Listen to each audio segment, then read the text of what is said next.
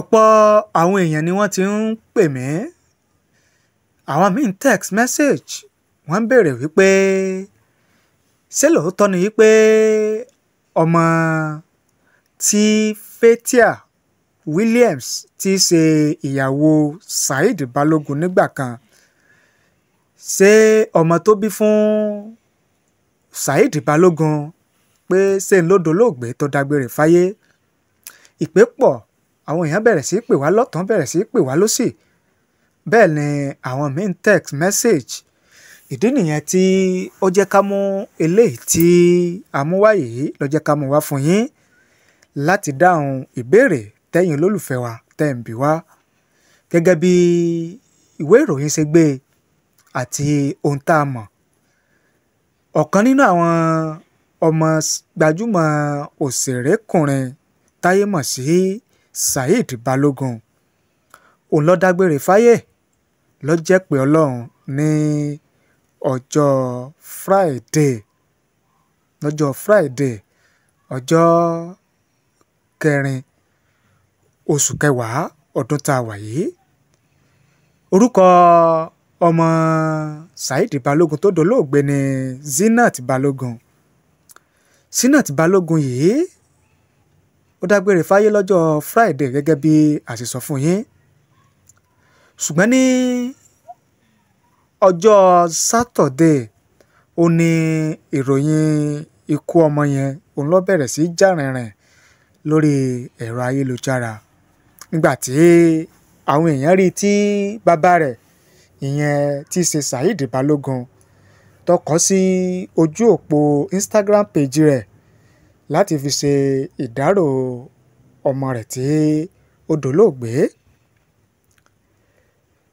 Lẹ́yìn tí Saheed Balogun tó kọ sí ojú òpó Instagram page rẹ̀, òun oríṣiríṣi àwọn òṣèrékùnrin àti òṣèrébìnrin lórílẹ̀‐èdè Nàìjíríà òun ni wọ́n ti ń ránṣẹ́ ìbánikẹ́dùn sí Saheed Balogun fún ti ọmọ rẹ̀ tó dolóògbé Zinat Balogun.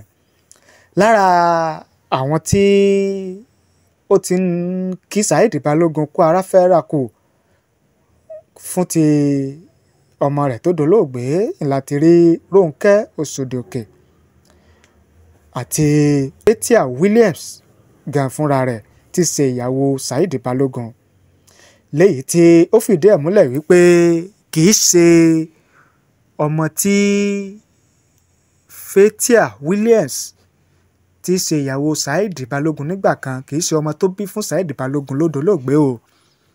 Ìyàwó míì ló bí Zinat Balogun fún Saheed Balogun.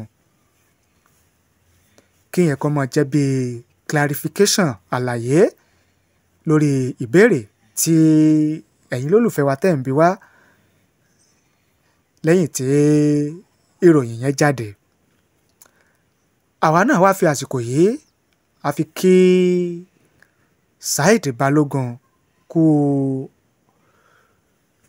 àtẹ̀mọ́ra, kọ́bẹ̀ Èdùmàrè kó má jẹ́ kí irú eléyìí kó ṣẹlẹ̀ nínú ìdílé Saheed Balogun mọ́, àti gbogbo wa pátá kọ́bẹ̀ Èdùmàrè kó bá ní dáwọ́ bí dúró. Gẹ́gẹ́ bí mo ṣe máa ń sọ lórí àwọn ètò mi wípé aburú ni kí ọmọ máa kú mọ́bí lójú. Ohun tí ò dáa òun ni kí bàbá, ìyá, òbí kó máa fojú sunkún ọmọ. Àwa gbà ládùúrà wípé kọ́bẹ̀ Èdùmàrè kí ó bá ní dáwọ́ bí dúró ní inú ẹbí ẹnì kọ̀ọ̀kan, kó má jẹ́ kí a fi ọwọ́ wa gbọ́mọ sí mọ́, kó má jẹ́ kí ọmọ kó kú mọ́ wa lójú. Gbogbo ọmọ tí Èdùmàrè tó ṣe fún wa kó jẹ́ kí wọ́n gbẹ̀yìn wa, káwa náà ká sì pẹ́ nínú ayé. Ó lágbára o. Kéyìí kó má jẹ́ bí ìdáhùn gẹ́gẹ́ bí ẹ̀yin lólùfẹ́ wa bí ẹ ṣe ń bi wá. Ẹ ṣé o, àdúpẹ́ bẹ́ẹ̀ ṣe ń wò wá, àdúpẹ́ bẹ́ẹ̀ ṣe ń gbọ́ wá lórí ìkànnì wa. Ojú tẹ́ fi ń wò wá kò ní fọ́ o, etí tẹ́ fi ń gbọ́ wá kò ní di láṣẹ Èdùmàrè.